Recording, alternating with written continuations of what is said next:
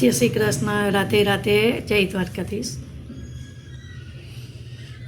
કે આપણે કંઈ પણ સારું કામ કરીએ ને તો મુહૂર્ત જોડાવીએ કે પછી સારો દિવસ જોઈએ, બધુંય કરીએ. ગમે એ સારું કાર્ય કરીએ ને એટલે આપણે પહેલાં નાનું મોટું મુહૂર્ત તો નાના મોટા કામમાં મુહૂર્ત તો જોડાવીએ છીએ.